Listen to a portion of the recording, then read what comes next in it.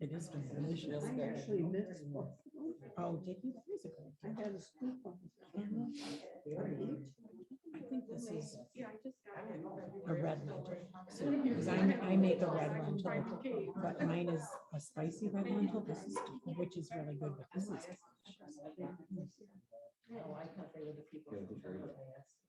Sounds like we're gonna have some leftovers. Well, 5 quarts. well, you know, the thing was, we, he did the math. Yeah, did you like, Rob, when I sent you our formula? And hopefully you just.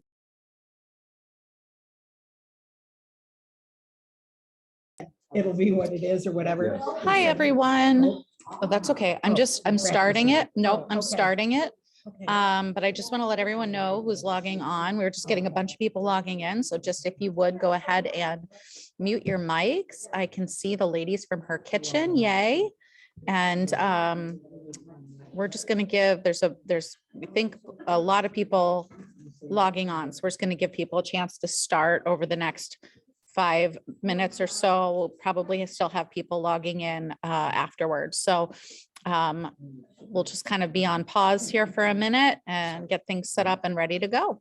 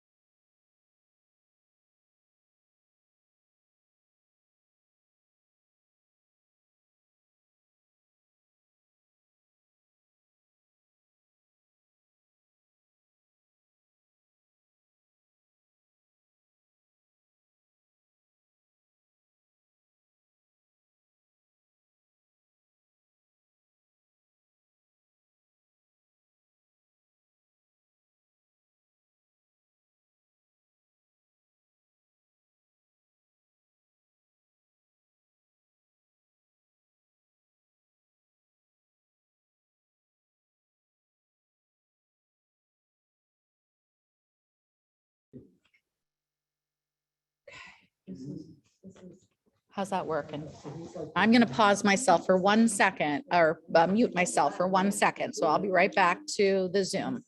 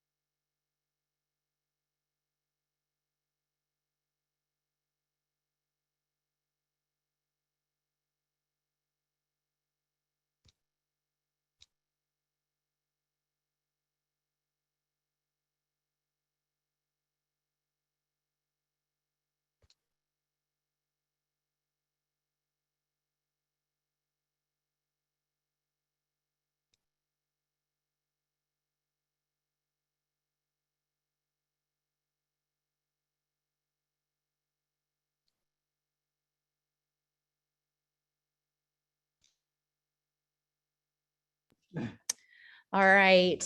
Hello, everyone. My name is Amy Hartl. I am the Vice President of the Board of Directors for the Breast Cancer Network of Western New York.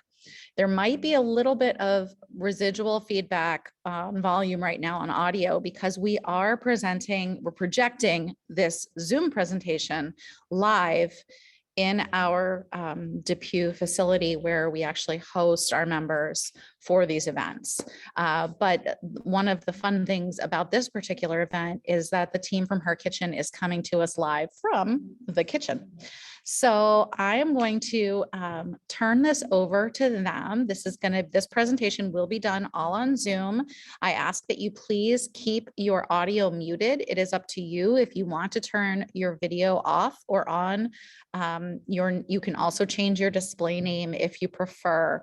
If you go to your picture and look for the 3 little dots up in the corner, you can also change your name if you prefer, but this is recorded because it will be up on our website and on our YouTube channel, so that you are welcome to rewatch it after the fact, or anyone who couldn't attend can still benefit. So I'm going to, let's see.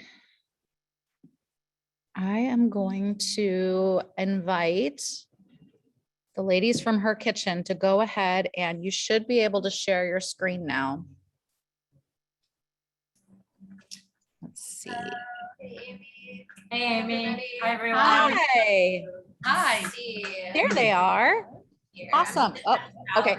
What's going to happen is I'm going to stop talking because as soon as I stop talking, then you guys will take over. So everyone on Zoom will actually see you instead of me. So I am going to let you take it away to introduce yourselves and have at it.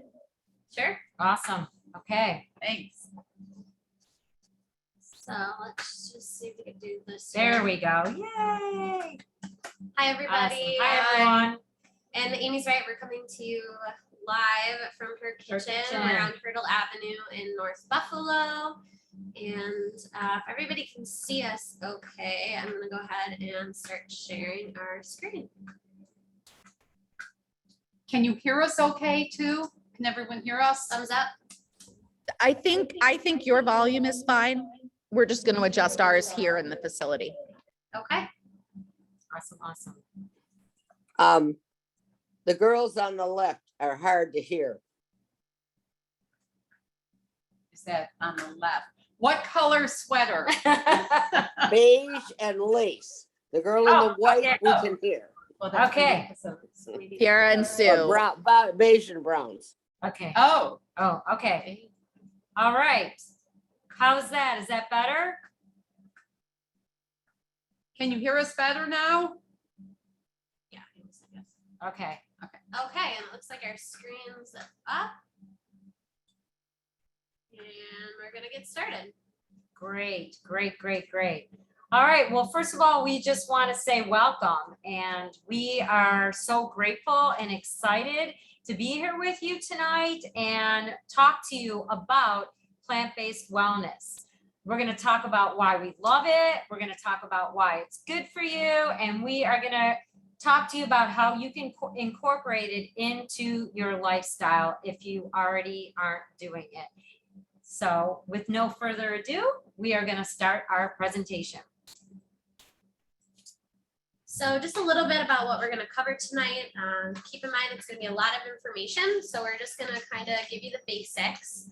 We're going to talk about what is plant-based, the health benefits of plant-based, what key nutritional values you should be mindful of when following a plant-based lifestyle, what kinds of small changes you can make and start off with, and the relationship between diet and cancer prevention. And then we're going to finish up with how to live a balanced lifestyle.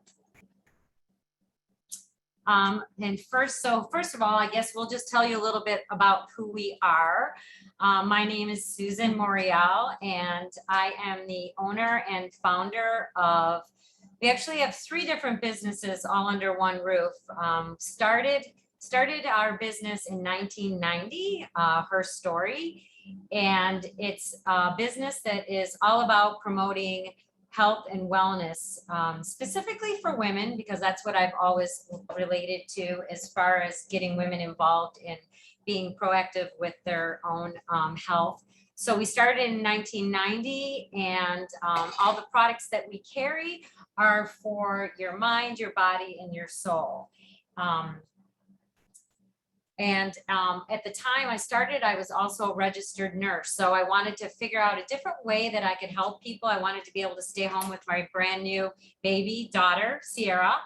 And so, but I still wanted to serve and help people learn about taking care of themselves. So that's where her story was born from. I love I love to help people take care of themselves. And I believe that taking care of the body is so important, and it's about the mind, the body, and the soul all together. I was diagnosed with breast cancer in 2007 while I was running my business, and was faced with quite a challenge of how to stay open, how to run my business, how to, make sure my daughter was getting everything that she needed. But thank God I had so much support from my family and my friends. I was able to keep the business open and get through all my treatment and everything. And after I got through everything, it just pushed it forward even more for me about how I wanted to help women really take care of themselves and be mindful about what they're putting in their mind, their body, and their soul.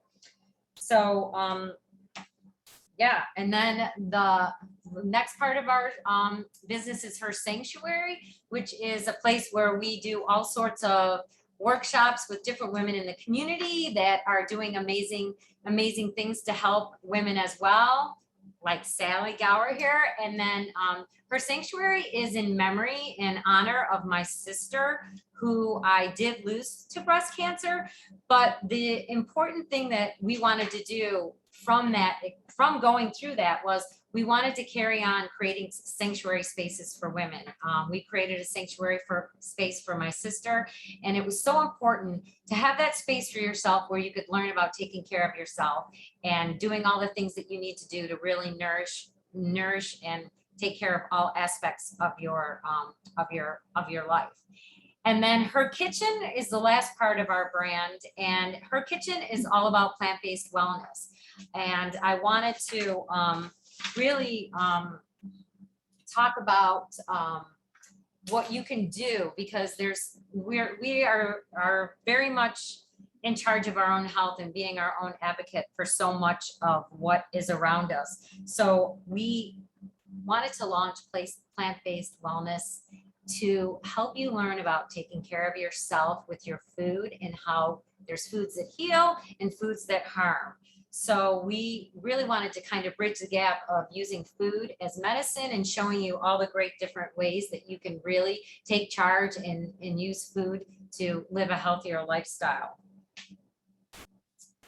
So that's my little story. And at the bottom here, I have a little quote that, her beauty radiates with strength, grace, and commitment to living the best possible life she can and helping others along the way. And that's what we are committed to here, is committed to ourselves and to each other, and to helping you live the best life that you can. I'm Ciara, like she said, this is my mom. I grew up in the business, and I mean that literally. We used to live upstairs from our business. I actually learned how to ride my bike in our store. Both my parents are entrepreneurs, really for my whole life. So that kind of really pushed me to be involved in the entrepreneurial world. But more importantly, I watched my mom battle breast cancer, and I really saw how important it was to take care of yourself. And that taught me to advocate for myself and my own health, and on my own health journey. I lived in New York City for a few years, where I got my first restaurant job, and that's really where I was introduced to the restaurant and hospitality industry. And from there, I just always wanted to be around food. I moved home in 2012, where I worked in restaurants for the next 8 years. And through that, I really just developed a passion for eating healthy foods, and how we can kind of bridge that gap between eating healthy and also enjoying the food that you eat. I'm also a certified sommelier, so I love to talk about ways to incorporate healthy wine into your lifestyle as well. And that is really kind of where Her Kitchen was born. So hi, I'm Sally Gower, and I own Eat Well Buffalo, and I have a little bit of a different story than Sue and Ciara. I actually started in a very traditional way in the healthcare, on my healthcare journey. I started in the pharmaceutical industry many, many years ago. I started in sales and then went into education and research and then ended up in account management, where I called on all the insurance companies in New York and tried to negotiate to have the best products covered so patients could get them at the lowest out-of-pocket copay. And I became very frustrated with that because I felt so many times patients weren't able to get what medicines they needed. Number one was because that, the pharma companies weren't paying the rebates that we could have been paying. So that was one way I was getting frustrated. Another one was I felt that there's many places for pharmaceuticals. They're a cure, they can, treat. But I think so many times we are so quick to go to a pill for things like prediabetes or diabetes, even high blood pressure, obesity. Those are things that many times can be lifestyle medicine. So I had some health issues. I'm a cancer survivor. I've had cardiovascular disease. I've had many. My friends and family have. And so I kind of felt we have to become our own health advocate. We have to take care of ourselves. So I went back to the Institute for Integrative Nutrition in New York City. I became plant-based certified through Cornell and T. Colin Campbell's program.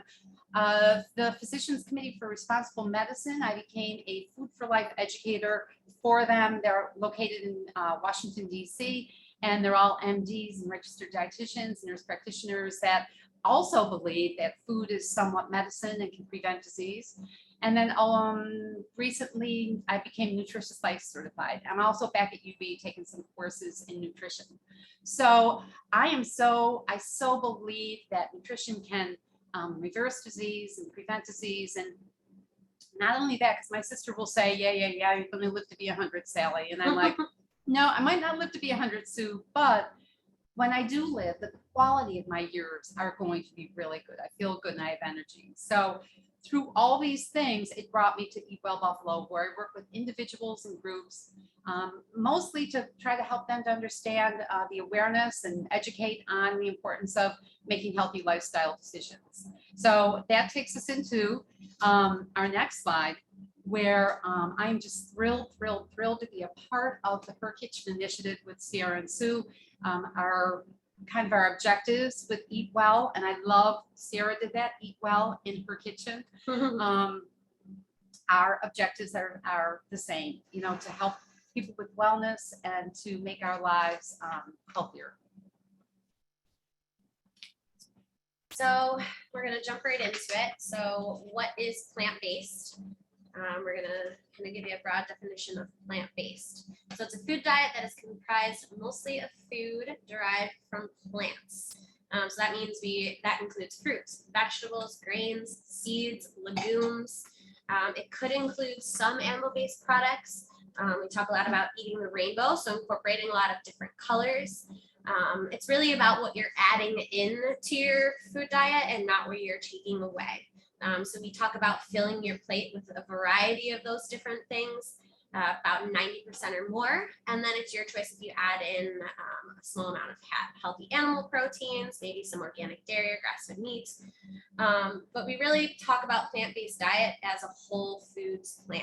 So that means that there's a lot of processed foods incorporated, and we're eating those whole fruits and vegetables. And I love this slide because it talks about eating patterns. And, so many times we hear about diets. Oh yeah, I'm on Weight Watchers, I'm on keto, I'm on paleo, but these are eating patterns. And we hope that we are able to start with these patterns and then use them, keep on them for the rest of our lives. And some of the differences are with the vegan, they believe in no animal products, but they're not always eating whole foods. And I'm going to talk about that a little bit. Vegetarian, so they will not eat meat products, but they can eat dairy, eggs, and honey. So, but they won't eat chicken or beef.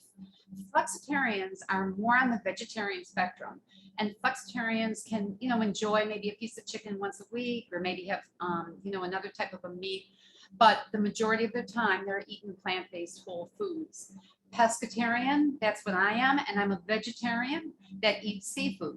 So I don't eat any animal products, but I will eat dairy, and I'll enjoy eggs and some honey also, but I enjoy fish a couple of times a week. And then plant-based is kind of the umbrella over all of these. But let me say that like with vegan, many times, it doesn't mean someone will say I'm vegan. It doesn't necessarily mean that they're not eating things like Oreos and potato chips and those kind of things, because basically they don't have any animal products in them. So a vegan can stay a vegan and not eat any animal products, but also not be eating plant foods, whole foods. They're eating maybe junk foods like Oreos. So we really differentiate it by plant-based whole foods is what you're eating the majority of the time, and you're eliminating the processed, high sugar, fast foods, kind of processed foods.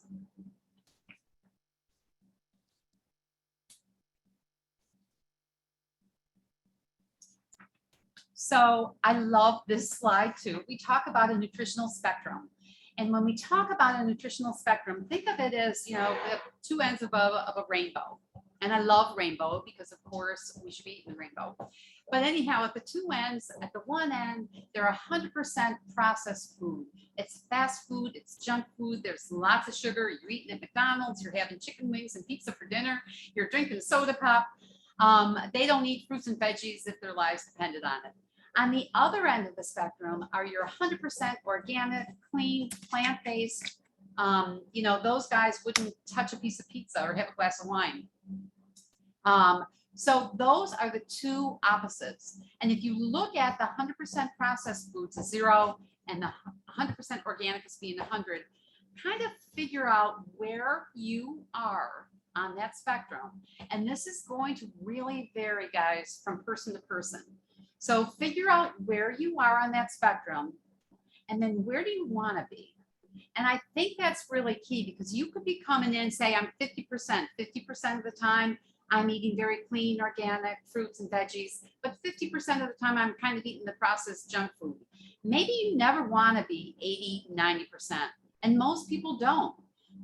They still want to be able to enjoy a hamburger now and then.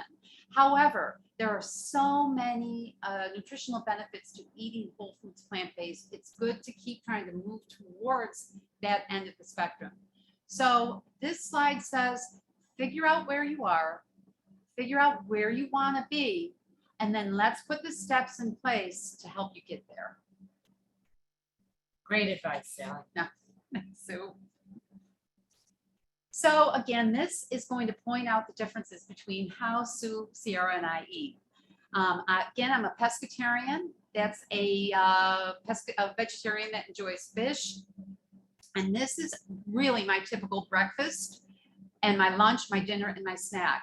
So for breakfast, I will enjoy organic oat bran. I love the Bob's Red Mills. That's one of my favorites. And I put some pumpkin puree in it. I put some seeds in it, whether it be chia, hemp, or flax. I throw in berries, maybe some pomegranates and walnuts. It's very filling. It takes me to my lunch.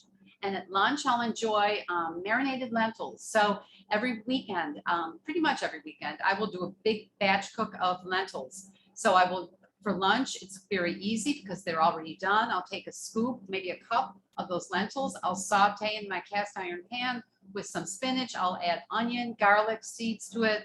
It's filling again. And that's what my lunch will be. Sounds so good. I'm getting hungry. I know. And then for dinner, again, I'm fish eating, and I really enjoy salmon. So we'll do it, and I love the sheet pan dinners. And I will put salmon on one end, and then I'll take all the veggies that I have, and there's so many different colors. Cut them up, roast them, spray them with some olive oil, and season them with some great spices, and that's filling. If I'm really hungry, I might take a piece of a whole grain crust and eat that with it. And then for snacks, always veggies with hummus, or my energy balls, which I would love to share that recipe with you at some point. So that's my typical meal. Now Sue's gonna explain why she eats what she does. Oh. And I just want to point out, like, I love this slide because people will say, oh, you must barely eat, or you eat the same thing every day. So this really does give you a good look into the typical day of what each of Yeah, us will really eat. does. Yeah, it does. And you know what? It's not to say, so like for breakfast, I will have to say, I do not miss my wheatgrass. I can talk more about that later, or if anyone wants to know more about that. I definitely, for the last 15 years, have juiced 1 ounce of wheatgrass. And then I will drink either a green smoothie or I will do some kind of green smoothie drink.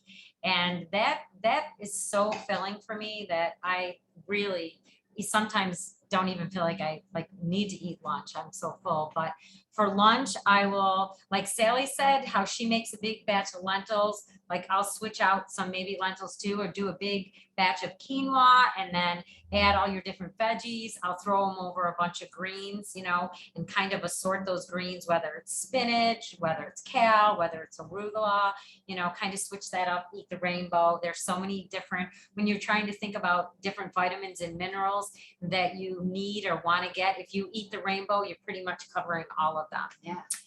Dinner, this is one of my favorites. I love sweet potato and lentil tacos, love, love, love, and avocados, fresh avocados. Always add some really great, like Sally said, spices. There's herbs and spices. I love cilantro. So just to make that more nutrient dense and healthy, I'll add some fresh cilantro to that. And then snacks, I like to pre-make too, as far as I call this a homemade trail mix, where I'll take a big batch and take walnuts, sunflower seeds, pepitas, which are pumpkin seeds, some maybe tart cherries or some cranberries, throw those all together and have those for like a midday snack. I always have a bag of those in my car, and I think I said almonds too. So that's kind of how my day looks. And mine's gonna be a little different because I am a flexitarian. So that means maybe once or twice a week, I will eat some dairy. I will eat some organic animal products as well. So in the morning, I'll typically do an Ezekiel bread with walnut butter, maybe some sort of fruit, like raspberry sprinkled on top. For lunch, I almost always have a salad or, you know, whatever we have left over from the night before with lots of different seeds, hemp, chia, flax seeds. But that's where I have a little bit of freedom. So if I have some leftover roasted chicken, I'll put that on top. Or if I want to put some goat cheese on top, it's a healthy cheese, I'll do that. And for dinner, I'll do a coconut green curry with black rice. Black rice is my favorite. It's a great source of protein. I can do that vegan with the coconut milk, or sometimes I'll also add some organic chicken breast to that. So I do have some options, and I love to have different meals that I can make either plant-based with no meat or plant-based with a little bit of animal products. And one of my favorite snacks is home popped popcorn with different spices. I know Sally loves Frank's red hot sauce on there. So it's really a great versatile snack. And I also love to keep that in the car if I know I'm going to be driving around all day. So I hope that gives you a better kind of framework for what we're talking about. And now we're going to talk about the health benefits and how it works. Yeah, so we're going to talk about, you know, the top 10 health benefits of eating plant-based. So there's so many great reasons. I mean, the first one right there, lower risk for chronic disease. Okay, so as Sally was saying earlier, there's many chronic diseases that can be preventable and even reversible with a nutrient-dense, plant-based, healthy lifestyle. Increased immunity helps keep your, for those that don't know, over 70% of your immunity is in your gut. So keeping your gut healthy and filled with all sorts of healthy plant-based food is going to help your immunity and keep your immunity strong. Increase your fiber, which we all could use. It's so important to have that healthy fiber. So you're going to the bathroom regularly and, you know, moving everything through your body. So great sources of fiber. So when you're doing that, everything ties together so beautiful. You know, when you're eating good fiber, then you're increasing your energy level because you're going to the bathroom more and you're, you know, eating all sorts of live plant-based foods. You're going to lower your inflammation.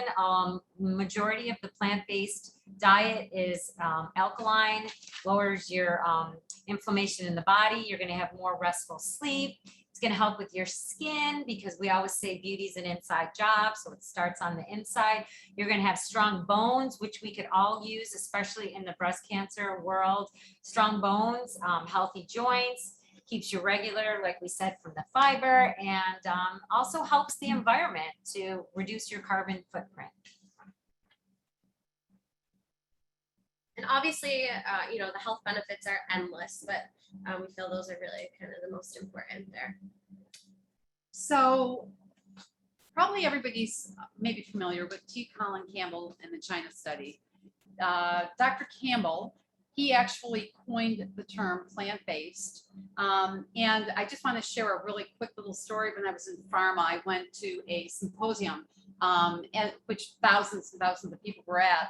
And during one of the breakout sessions, T. Colin Campbell was offered as like an elective kind of a session. So I'm like, oh my gosh, I can't wait to meet T. Colin Campbell and hear him speak. And I'm like, I got to get there early because there's not going to be any room. Well, I went into this large auditorium that thousands of people could have fit in like there were like 12 to 14 people there, which I'm like, wow, they must not know who he is. So Nowadays, I bet that would be a lot. I think you're right. So too. This was in 2014, and so he was a delightful speaker, but he really again is the founder of the term plant-based. He did a study called the China study, and it was done. He published. He started it. I'm sorry, in 1980. Dr. Campbell is not an MD. I think he's a biochemist, and he's again at in Rochester. He's located, so he's quite local. Wow, he's pretty close to us. Yeah, and yep.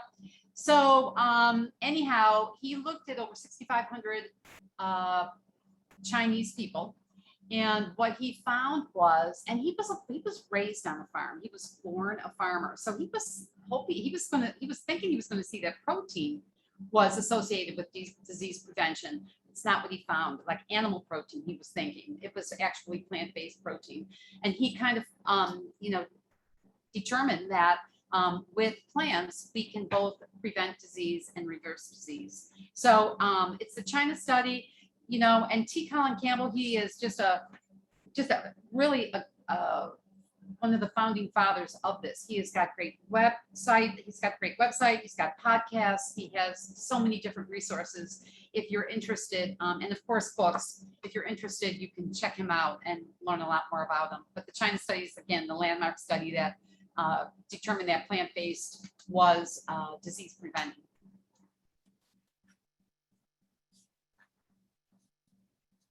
So here we go. Let's talk about the health benefits. Okay.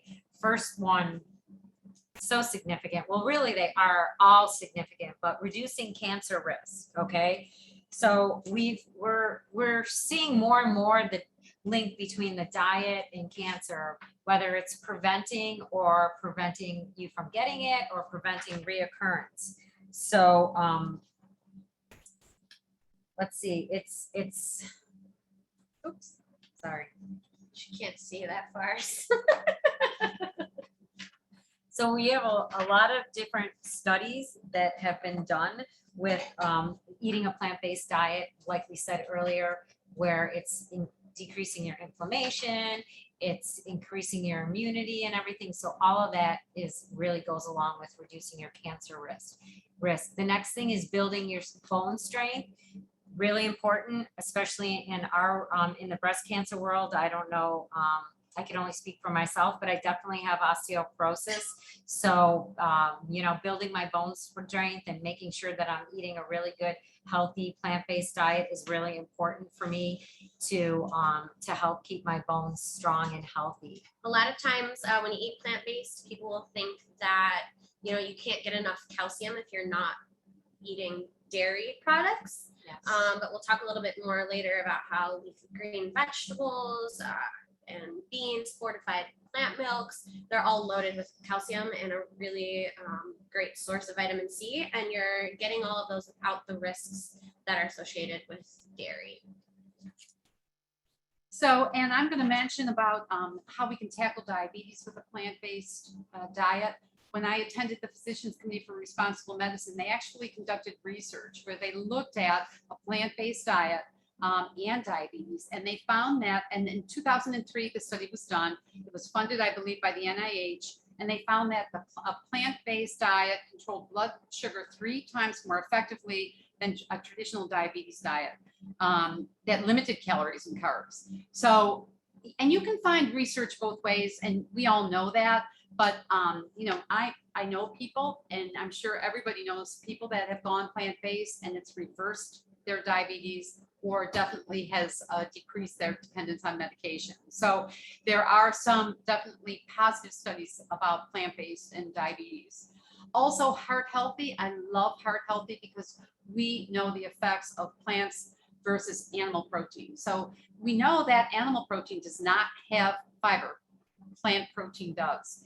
And that's a huge benefit for the cardiovascular disease. So it's a plant-based, you've got very little saturated fat, you've got additional fiber, and then of course you've got no additional cholesterol with the plant-based. So some real advantages for our LDL and our total cholesterol. It's going to affect your high blood pressure, high cholesterol, arteriosclerosis, and inflammation, which we could go on. We could talk forever Have about another inflammation. discussion, Well, yeah. inflammation, chronic inflammation. And then other chronic diseases, things like migraines, you know, almost everything you can benefit from plant-based because of that effect on the inflammation. So definitely it's a positive effect for other chronic diseases too.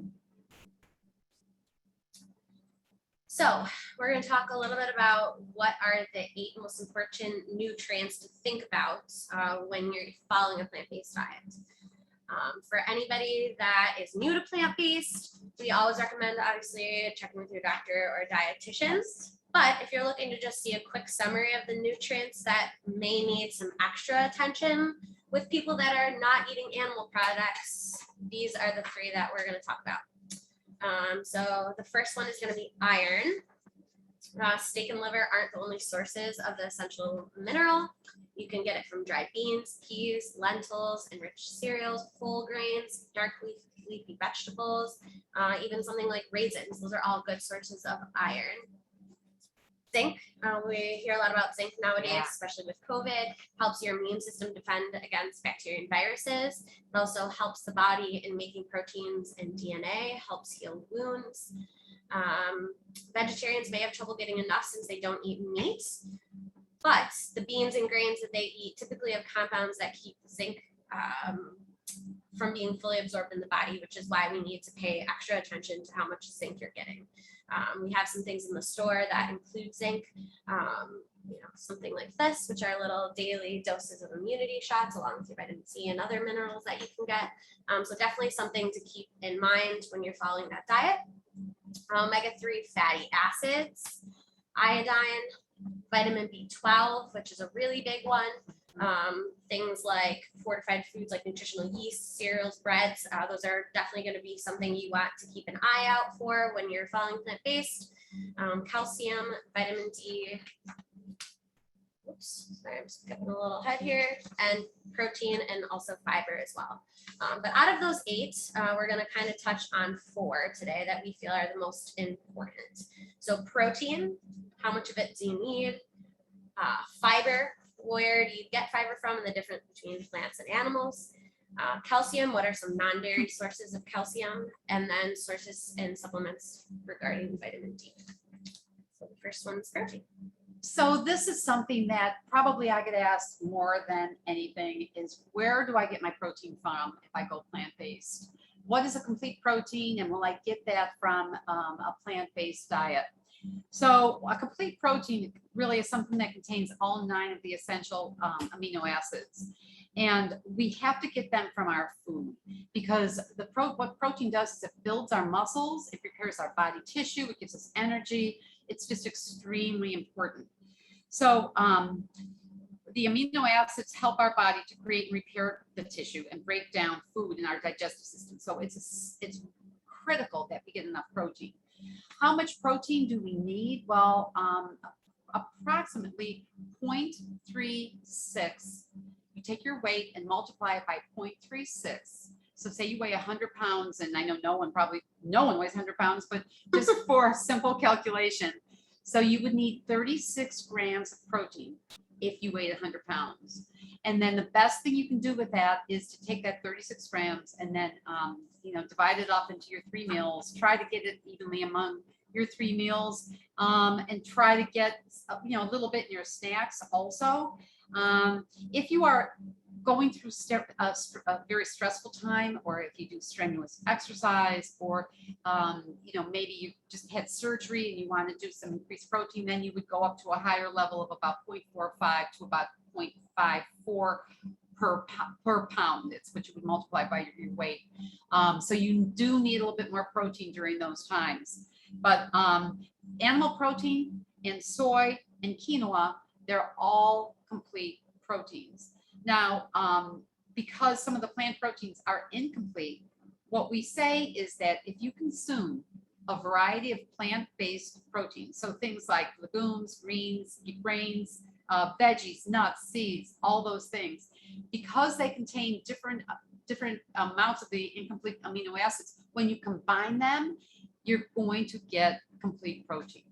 So if you're eating a nutritionally dense and nutritionally synergistic diet, you're going to get all your proteins. You don't have to worry about that.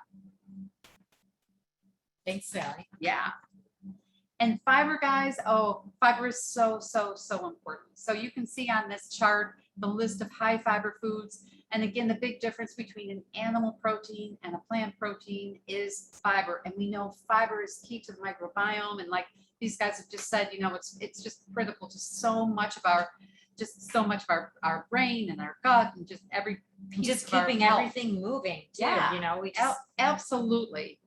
So fiber is important for other reasons also, because it reduces the risk of heart disease and type 2 diabetes. When we talk about plant-based diets, those are things that just jump out at us. They lower the risk of several forms of cancer, colon rectal cancer, it's one of on the guidelines now. It improves cholesterol and blood pressure. It helps regulate your digestion.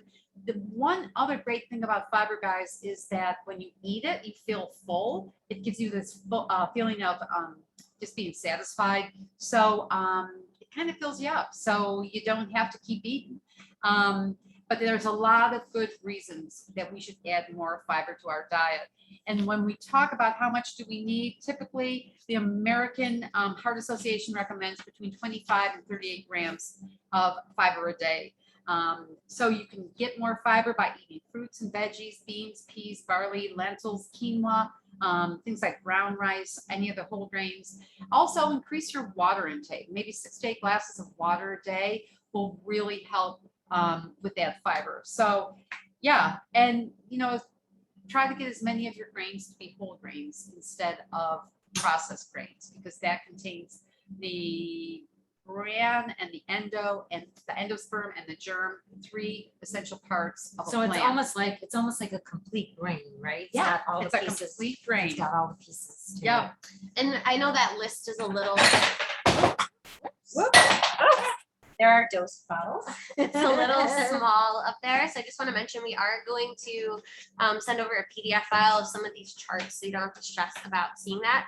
But I want to highlight some of the really high fiber foods. In 1 medium avocado, there is almost 12 grams of fiber. In 1 cup of cooked black beans, there's almost 15 grams of fiber. What else is another high one here? Cereal. In brand cereal, 1 cup, there's almost 20 grams of fiber. So really just think about how you can incorporate those into your meals. Next, calcium. Now, this is one that's always, important to me. Why is it so important? I mean, if you look at calcium and how we need it in our body, first and foremost, our bone health, okay? 99% of your body's calcium is stored in your bones and your teeth. Mhm. So you're constantly, until you reach like adulthood, your body's constantly rebuilding and strengthening your bones when you have a regular intake of calcium. For someone like me, again, having osteoporosis, I really have to look at my calcium and the source of where I'm getting it from to keep my bones healthy. Your heart function, calcium really it's literally keeps your heart muscle pumping. So it's important to have calcium for your heart. Nerve transmission, calcium fires cell signals that direct your muscles to contract and get you moving. So calcium is vital. really vital. Question, how much do I need? To me, this is a very specific question that is very individualized. We have a chart down here that shows you your daily calcium needs, like for adult woman, 51 to 70, you're looking at 1,300 milligrams per day. For adult female, 19 to 50, you're looking at 1,000. Again, I think that this is something that you discuss with your doctor, because for someone like me having osteoporosis, I might have to amp my calcium up a little bit more. But to me, when you're looking at calcium, you need to like talk to your doctor about that too, because you can actually have too much calcium, circulating in your blood, and you don't want to do that, because then that can affect your heart. So, that's some calcium definitely is something that you would talk to your doc about as far as your need. Your individual calcium. Definitely. What are non-dairy sources? Well, you know what, we have a lot of those, and it's, you're thinking, where am I going to get your calcium besides milk? And you know what, here, we could talk about dairy, but we're going to not really touch on that, because, that's been like a controversial thing. Should I drink milk? Should I have dairy? Does that affect my bones? I mean, there's a ton of research out there, and I think more and more is coming out about the health benefits of really eating a non-dairy source for your calcium. You can get your greens, turnips, collard greens, kale. Those are all calcium rich. Your beans, kidney beans, navy beans, your veggies, which Your favorite broccoli? yeah, my favorite broccoli. And again, What are we gonna have for dinner? Broccoli. I know. Every day. It's for breast cancer, whether it's preventative, reoccurrence, you got to have your cruciferous vegetables, broccoli, your cauliflower, your bok choy, your Brussels sprouts. So good. So many different recipes on how to create them. As far as some fruits, there's papaya, dried figs, oranges. So there's a lot of plant-based non-dairy sources. All your non-dairy milks, you can do almond milk. And I just want to point out on the chart, it might be a little hard to see as well. But so for example, you have a green smoothie in the morning, you're getting 517 milligrams of your calcium that you need for the day, just in the smoothie that you have for breakfast. If you use 1 cup of fortified almond milk, hemp seeds, kale, cucumber, blueberries, and a banana. So what a great way to start your day with that. Yummy. That's Yeah, great. that's so good. Plus you'll be full and you'll go to the bathroom regularly. How good is that? How good is that? So the other one that I really pay attention to, and I feel like so many more people are as well, is our vitamin D. That's like a buzzword right now. Are you getting enough vitamin D? People are huge. actually checking their levels. And I think, again, this is very individualized for each person as far as when you get your levels checked, how much you need. But again, it's so important. First of all, vitamin D and calcium work together. Okay, so they help when you have a good amount of vitamin D in your body, it helps with your calcium absorption, which is really crucial because that helps bring the calcium into your bones. It's again really good for your immune system. With COVID going on this past year and a half or whatever it's been, they talk so much about checking your vitamin D levels. It's good for your immune system. It's also good for keeping your inflammation down in the body. And it's just, vitamin D is just kind of the new little golden supplement. So, how much do I need? Again, I think that that's a very individualized To find out how Question. much vitamin D you need, I would start with how high or low is your vitamin Exactly. D level now. So if you haven't had your vitamin D level checked, definitely ask your doctor. It's something that you can ask for. I just had mine checked even after the summer. And as somebody who is very conscious about taking a vitamin D supplement, my vitamin D level was still 20, which is very, very, very low. very low. Very So low. I am very conscientious about the vitamin D. So as how much do you need? I would recommend just finding out where you are as a good place to start for that. Definitely. And, I mean, if you look at different different sources. To be up over 50 is really where you really want to be. You feel better. You You'll- know, you'll feel and it. it's, there's another thing that we always talk about, vitamin D2 or vitamin D3. D3 comes from an animal source, vitamin D2 comes from the plant source, and a really, really great source of vitamin D are mushrooms. And mushrooms are kind of the little hot word right now too, especially shiitake mushrooms, great source of vitamin D, so you can get them. So many different ways to add mushrooms to your plant-based dishes. We actually sell here in the store a company called Four Sigmatic, which infuses different mushrooms into their coffee. Delicious. Mushrooms. And then, do I need a supplement?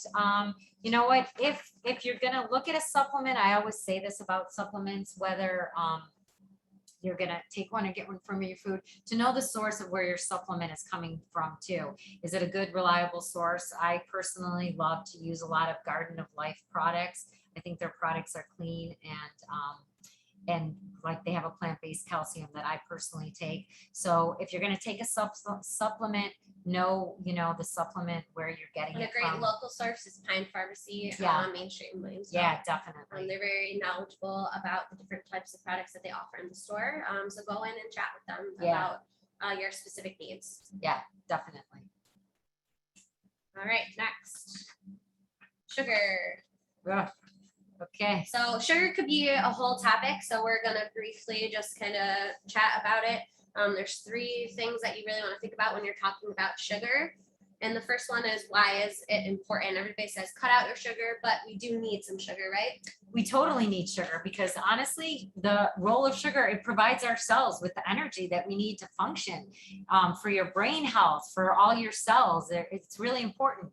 But what we're going to talk about is there's good sugars and bad sugars. So definitely need So our system breaks down carbohydrates and turn those into glucose, and glucose is what enters your cell and provides them with energy. Right. So that kind of leads into the second thing, which we can think about when we're talking about sugar, is the glycemic index. So the glycemic index is represented by a numerical value from 1 to 100. The bigger the number, the quicker and higher the carb will raise your blood sugar level. So people that are in the diabetes world are very conscious about the glycemic index and looking at those levels on their food. Complex carbs like veggies, whole grains, and beans tend to be lower on the glycemic index scale. That's because they also contain other nutrients and fibers that help even out the digestion of your sugar. Slows it down too. It slows it down for the body so that your insulin is actually being at a good level. Maintaining, yeah.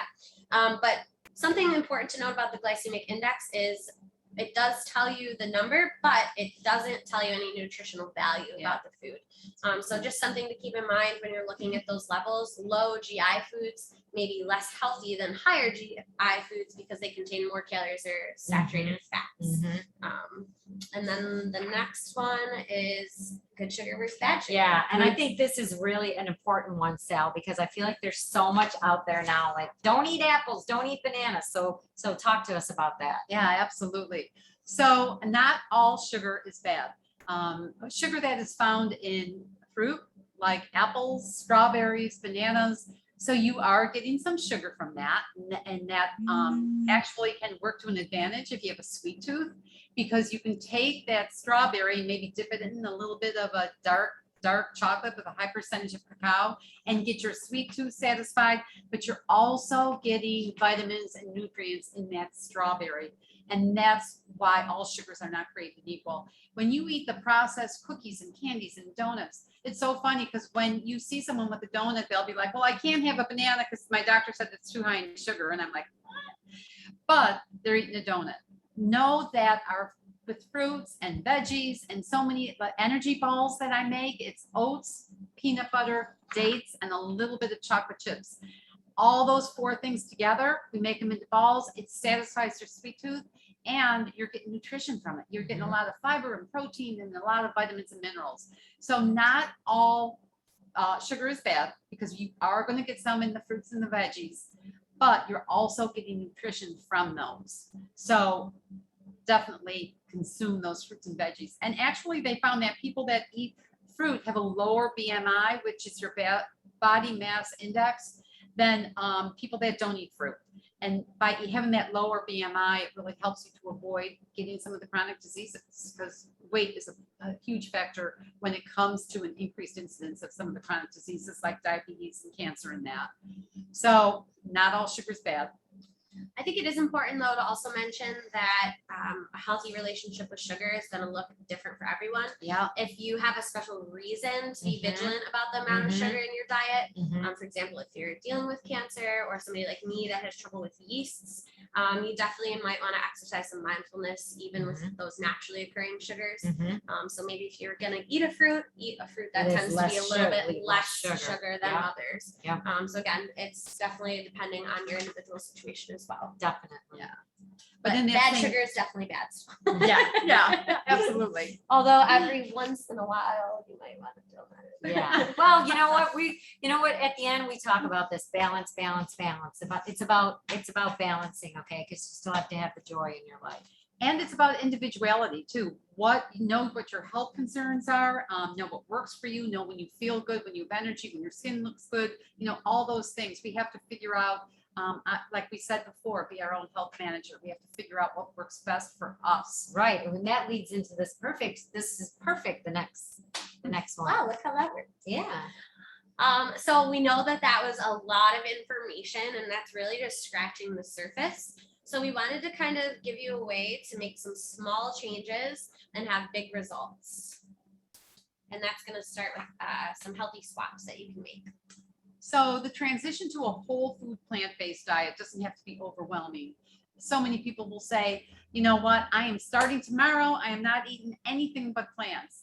And that's that really doesn't work because it's a gradual thing. So these are some swaps that you can do to start, anywhere on your journey. And we think that they're really good ones. So with milk, instead of, dairy products, you can have any of the alternative milks. There's so many of them right now, guys. In fact, The MYLKS. I know, I love that, milks. Ciara. Right. But you know what too is, Sally, would just touch on that for a minute. There is so many out there, but make sure, I know you love this label reading because there's so many out there. And now I just feel like a lot of people are on that bandwagon. So don't read your labels with other fillers and things that are in there. Absolutely. Sue, that's a great point. You really, really have to look at the labels on the alternative milks. You have to look at protein, fiber, added sugars is huge. Look at the ingredients. Look, see if it's organic, non-GMO. All those things are pretty important with milk.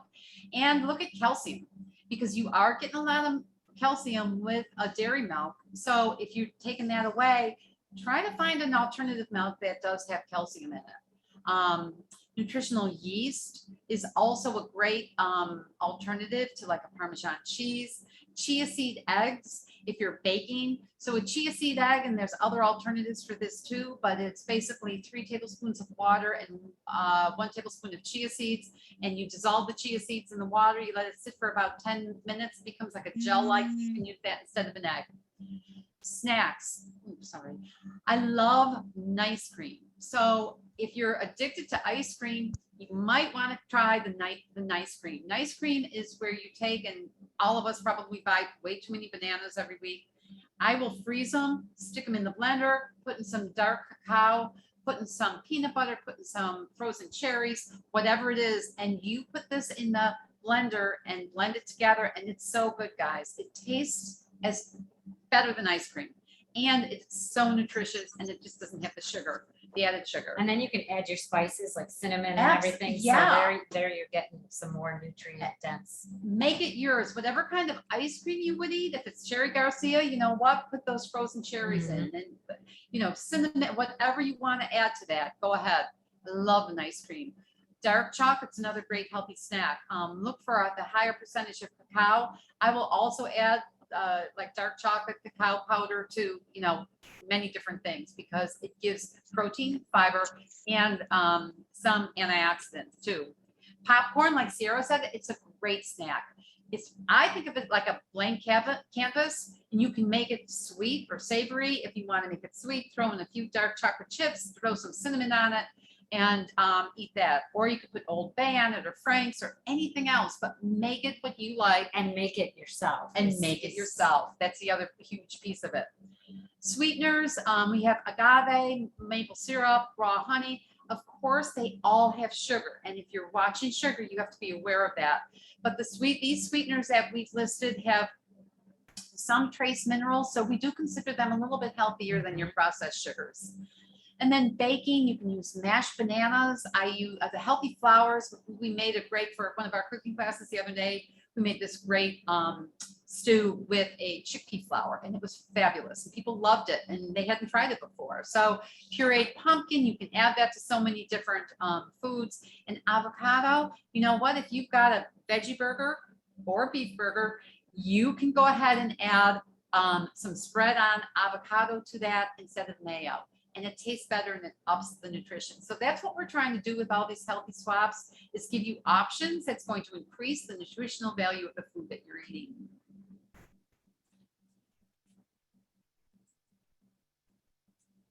So next, we're going to talk about.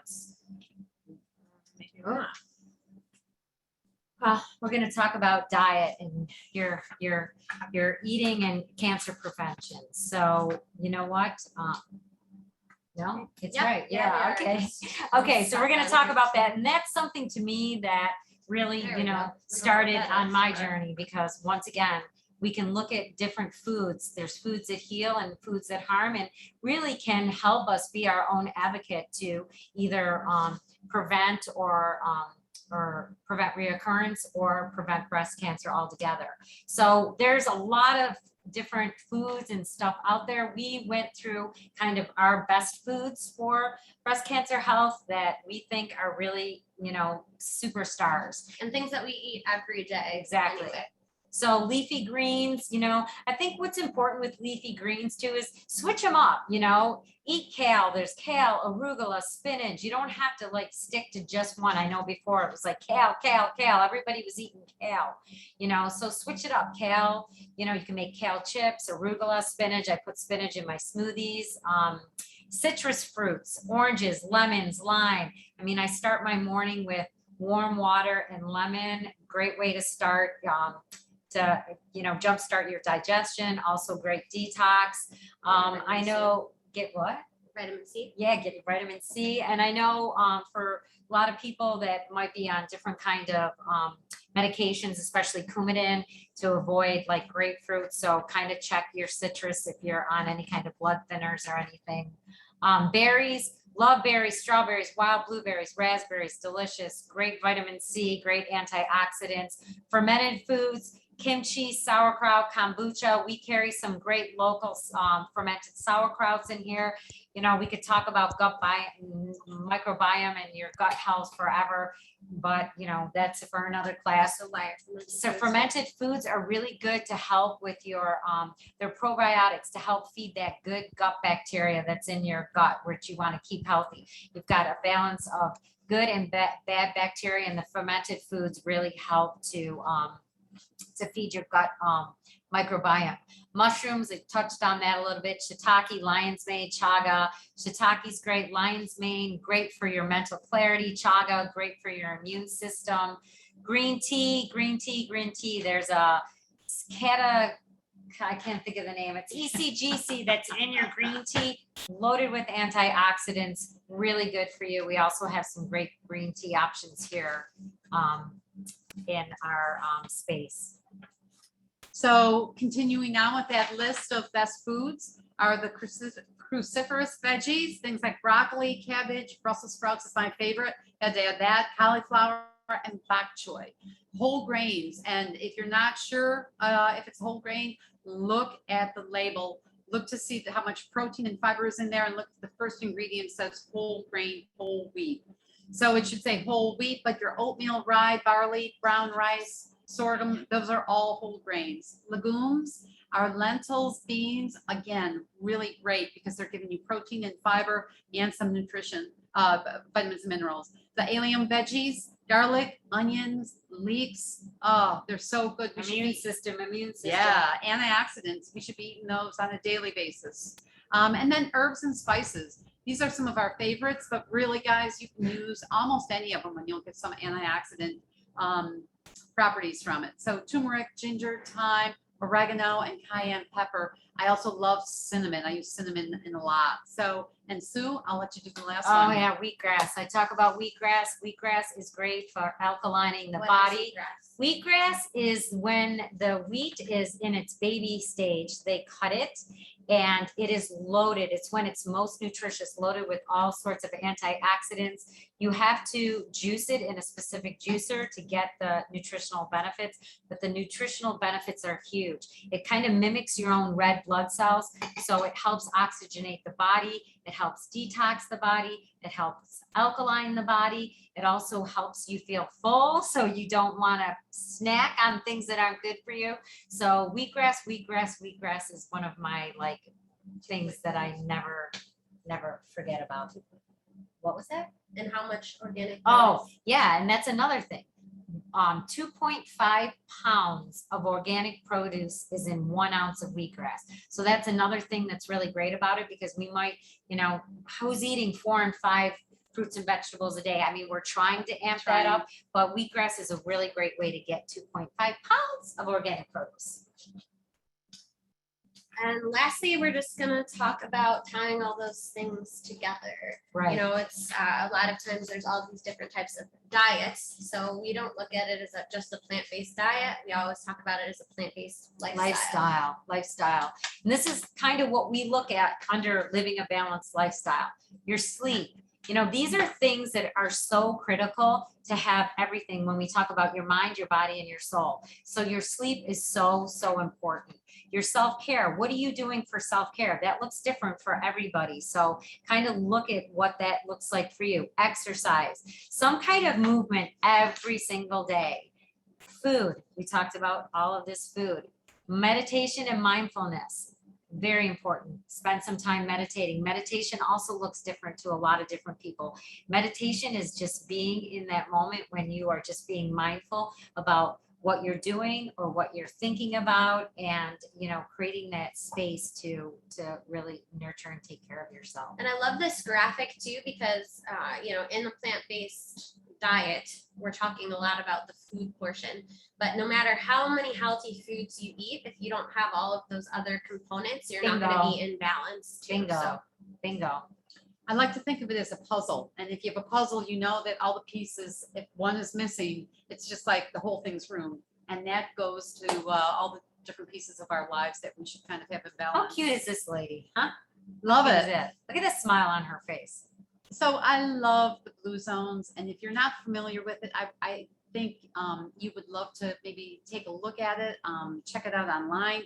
But there's books, there's websites, podcasts, so many different things that talk about the blue zones. And what they are is they're longevity hotspots around the world. Dan Buettner, who was a journalist for the National Geographic, identified 5 areas around the globe. And basically what they are, it's where people live the longest. So they have the majority of people are living into their 90s and their 100s. And not only are they living long, but They're living well. they're living well. The quality of their life is wonderful. You don't want to live to be 100 if you're not going to feel good and enjoy life.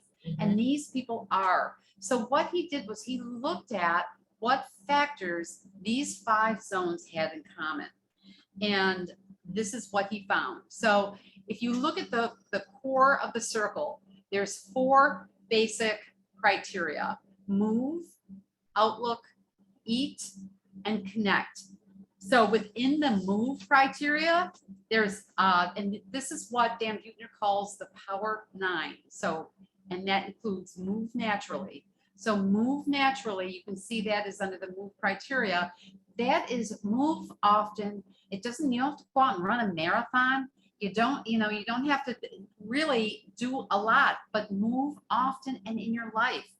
Maybe garden, maybe go for a walk, maybe instead of taking your car up to buy groceries, if you can walk up there, but incorporate more natural movement into your life.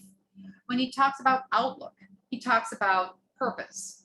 And purpose is, and this is when I work with people individually, it's the number one thing I ask them is, what is your why? Why do you get up in the morning? And if you know that, whether it be your health, your family, maybe you're writing a book and it's critical that you get this book done. I mean, know what your purpose is. And if you can identify that, you can actually, according to the blue zones, add 7 years onto your life expectancy, which just blows your mind. So purpose and then downshift. So downshift, this is something we really have to pay attention to because we are all stressed and they get stressed in the blue zones too, but they manage that Yeah, stress. it's recognizing it, right? It's being recognizing it aware. and then Yeah. dealing with it, you know, finding out ways to shred that stress, whether it be through prayer, meditation, taking a nap. The Sardinias, it's one part of the blue zones, they actually drink wine. And you're going to see a happy hour, you know, isn't something that they shy away from here. So those are the two under outlook. Eat wisely are many of the things that we talked about, but plant slant, you know what that is. Eat the majority of your food is plant-based whole foods. 80% rule, that's not the rule that, you know, 80% of the time we eat healthy, 20% we blow it. 80% rule is you eat until you're 80% full. So don't overstuff yourself like we're all going to do. Thanksgiving coming up. But yeah, so 80% rule, eat until you're satisfied and then walk away from the table. Wine at 5. So this is something that they really feel is important. And what it is every day they get together with their friends or their family or with some type of a group that they're involved with. And they might, you know, enjoy a cup of tea or have a glass of wine, but they stop work and they socialize. And they connect. Which leads us to our 4th piece of the circle, and that is belong. So belong is critical. You can add 4 to 14 years to your life expectancy by connecting, and whether it be volunteering, doing a faith-based type of service, that was critical. Loved ones first. How often do we say that? Family first. Like, you know, that's kind of really important in the blue zones. The families do come first, but it's a little bit beyond what we think. They keep their aging parents, the aging grandparents, all in the same home, and they have the kids with them. And it's kind of a community style living. So loved ones first. And the right tribe. How often do we say that, you know, there's friends that you just love being with, they make you happy, they're part of your right tribe, and then there's those people that kind of bring you down and don't support you. You know, kind of focus on the right tribe. So that is your part of connecting according to the blue zones. So if you haven't heard of the blue zones or you want more information, again, go to the website or just Google it and you'll see so many things will come up. So things to remember, because I know our hour is up or close to being up. So the first thing is when you put a plan in place, and remember we talked about that spectrum, where you are, where you want to go. How do you start? Well, start small. Look at one thing. It took us years to kind of get to where we are, so it's not going to happen overnight. If you're drinking a lot of soda, think about cutting that in half. If you're not eating whole grains, maybe begin by mixing half, you know, unwhole grains with whole grains. Start small, but start. And then the number 2 is try something new. And it could be a new food, a new recipe, a new type of food. I have a friend who's never had Indian food. I'm like, you're missing something. Try a new food or a new spice. Again, with our spice class, there's so many great different spices. Pick one up and say, you know what, I'm going to try this. But try something new, get some adventure. That's great advice. And next one is it doesn't have to be complicated, you know. It's as simple as adding, like Sally just said, adding a different spice. Like maybe you have oatmeal in the morning, try adding some cinnamon to it, try adding some chia seeds. Very simple. Try getting up in the morning and having a glass of warm water with a lemon. Doesn't cost much. It's an easy way to kind of jumpstart your digestion. You know, it's just doesn't have to be as complicated as you think. And you know what? The last one for me is always about having fun with it. and about having joy in your life. So you have to remember that that's where the balance comes in, you know. And if you're going to eat something, like if you're going to eat a pizza, you know what, enjoy that piece of pizza. Don't beat yourself up over it and say, oh my God, why did I do this? You know, just, you know what, get back on it and, you know, have fun with trying different things and, you know, just being gentle with yourself. So Dr. Mark Hyman, he's a functional medicine. He has a great podcast called The Doctor's Pharmacy. His quote is, the most powerful medicine is at the end of your fork. And that's So true. exactly what Her Kitchen means. So overall, boost your overall wellness. You know, it's all different pieces of wellness. It's the sleep, it's the exercise, it's eating healthy. Everything is integrated and connected. Totally. Because really what our end goal is, what's our end goal for all of us is to be healthier. Okay. When you think about eating a plant-based diet, you got the antioxidant properties, your anti-inflammatory, lowering your glucose, helps to control your appetite, helps with weight manage. A lot of time weight maintenance. A lot of people think that, you know, they can't lose weight. But when you start eating a plant-based diet, you would be amazed at how the weight just starts coming off, you know? So all of these things are about building a foundation for a healthier lifestyle. And you know, me, the foodie, cooking tastier but still healthier food, and really making sure you're incorporating things that aren't just good for you, but that also taste delicious. And that's, you know, something we talk a lot about in our cooking classes. And then lastly, we just want to give you some resources here. So T. Colin Campbell, we talked about T. Colin Campbell, the father of plant-based nutrition, and he's located in Rochester, and they do have other programs there. You guys can check that out. Physicians Committee for Responsible Medicine, PCRM, that's a group that I'm associated with, and it's a great group. They have a lot of different, you know, if you want to go to the website, check that out. Forks Over Knives, it actually started as a film. Probably some of you have seen it, but they are basically a low-fat, whole food, vegan diet, and they say it's directly a way to avoid chronic disease. So another great resource. Yeah, and then we have some apps just to go along with in the Blue Zone and healthy lifestyle. Down Dog, which is a great yoga app. Sally Loves Fuji Cake. That's a great one where you can check your food and the labels and how healthy they are. Headspace, Calm, those are both very good meditation apps. And as far as podcasts, I personally love Dr. Chatterjee. He's a MD and he talks about the 3 M's, which is meditation, mindfulness, and movement that we should do every day. He's awesome. And I love listening podcasts here because it's another one of those small changes you can make. Yes. While you're in the shower, you know, Right. if you take a 10-minute shower, put on a 10-minute podcast and listen to something to start your day and get you in that mindset. So that is, or if you're driving in the car somewhere, you know, use that time wisely and set yourself up for having a different mindset for the day. Exactly. And then as far as books, I know Sally talked about the Blue Zones, and I absolutely love Chris Carr. She is she's a cancer survivor. Actually, it's been about 15 years now. She started a movement called Crazy Sexy Cancer, and it has turned into Crazy Sexy Wellness. I actually met her in New York City. Absolutely love her.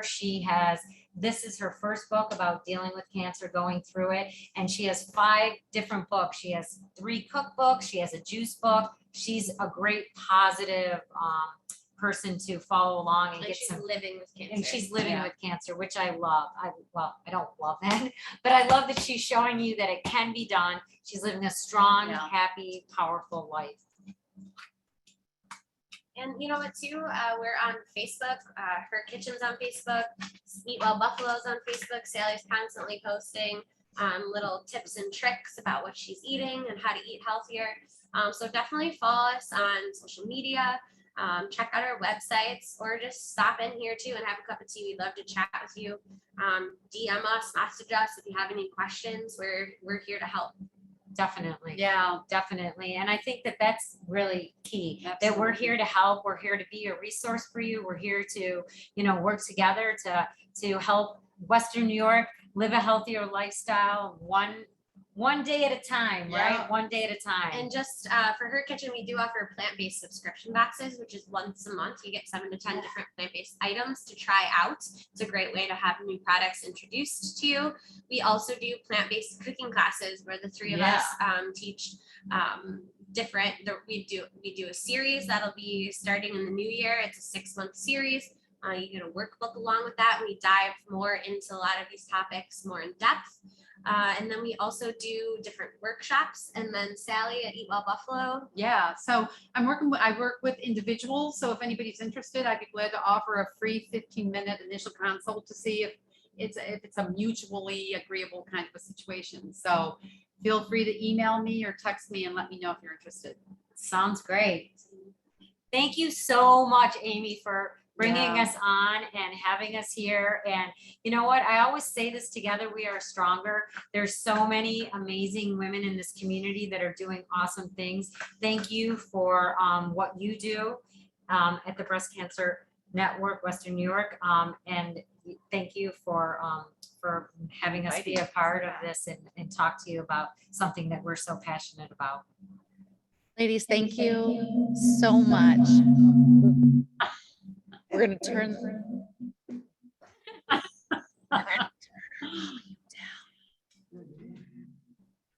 Oh, okay.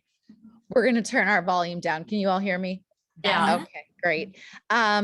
We just want to see if there's any questions. So if anyone who's on Zoom has a question, please, the easiest thing is to submit it through the chat and we'll make sure to ask it. We already have a comment. Okay, good questions. I don't know if you all can see this, but she said this was an amazing presentation.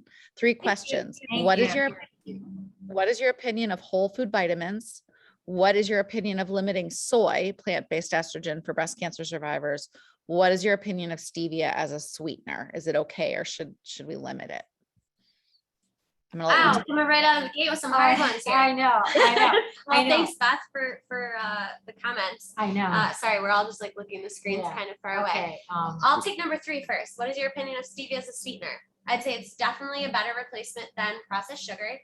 I personally avoid it if I can. If it's in something, I won't avoid the whole product altogether, but I personally don't like the way it tastes. I would much rather use an agave or something natural like a maple syrup. And I personally love raw honey, especially local raw honey. That's what I like to do. I actually put local raw honey in my coffee in the morning a little bit. So I love monk fruit is also another great sweetener similar to that you could use instead. I make a date paste also, and I would use that instead of a stevia.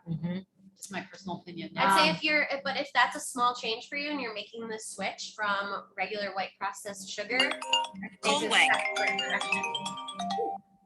Yeah, definitely. 2, yeah, what is your opinion of whole food vitamins? Oh, I'm not even quite sure, but I would always go with the whole food. the whole food. Yeah. Because when we talk about nutritional density, all those vitamins and minerals interact, and they kind of like, They work off- calcium absorbs. Yeah, they work off of each the other. vitamin, it helps the Yeah. vitamin D. So all of those things kind of go together. So anytime you can get your vitamins and minerals from whole food sources, Definitely. it's the best. And if that's something that you don't want to do and you want to look into like whole food vitamins, I would definitely say that Pine Pharmacy is a good resource, where when we talked about earlier about knowing where your supplements come from, how they're produced, like your fish oils, like I do take a fish oil and I get it from Pine Pharmacy. Metagenics is a great brand. So Pine Pharmacy is a really good resource. Feel Feel Right Right. probably would be Yeah, a great and Feel Right, resource that's also. exactly, Feel Great Right would be. resource. Sometimes there's so many options in Feel Right. For Yeah. me personally, Right. it Yeah. can get a little bit overwhelming. So if you don't be afraid to ask the people that work there. They're usually pretty knowledgeable about the different products and Yeah, I what would- works best for people. I would agree. I would agree, because I would say when I was first diagnosed with breast cancer and I was like flipping out and didn't know which way to go, I walked into Feel Right. I was literally in the aisle crying, trying to decide what I was gonna do. This woman came up to me. She literally took my hand. She was a cancer survivor, a stomach cancer. She like literally walked me through and helped me so much. So I would say that they definitely are a good Yeah, resource. absolutely. As far as the soy thing, Oh, we kind of avoided that because you know what? Yes, no, what kind of soy? The only thing that I Absolutely. can say is I don't necessarily do soy. If I'm going to do soy, it's definitely going to be a clean source, non-GMO. Know where your soy product is coming And from. what we could say too is there's so much unknown about it right now. There's opinions in both directions. yes. So yeah. personally, we tend to just avoid it in general, us two, just because And I eat we're soy. unsure, you know, so we just, that's our personal preference. I will eat it, Mhm. you know, if it's in something, Mhm. but I don't make it a daily part of my diet. Yeah.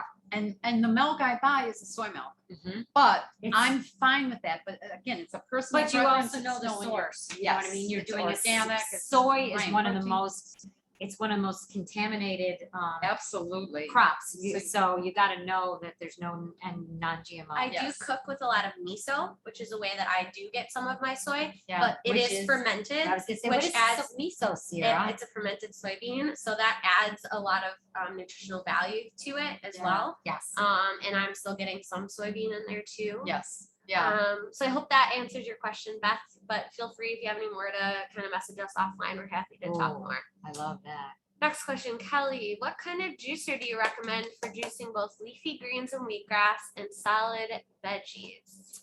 I would recommend the omega-3. We have about 30 We have- juicers We at have home, 3 so- of them, actually. The omega-3 juicer is great. Specifically, will juice wheatgrass as well, and celery juice.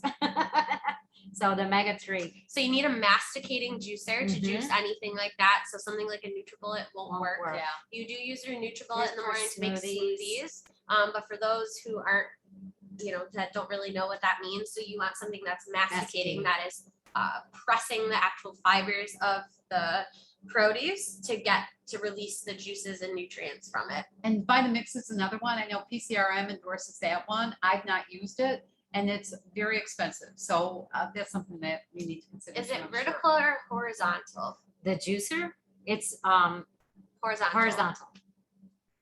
Yeah. I will say though,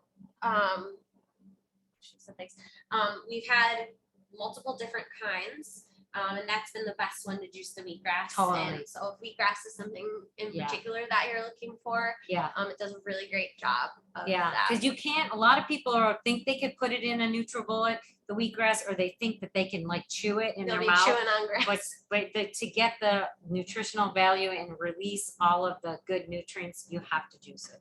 And if you think about the cost of it, you know, if you go to somewhere like a local juicery, you're spending $6, $7, $8 a pop Yeah, for it's one crazy. juice too. So over time, you know, the cost of the juicer, if you're going to use it and that's something that you want to incorporate into your daily routine, is definitely a benefit, you know, from having your own juicer.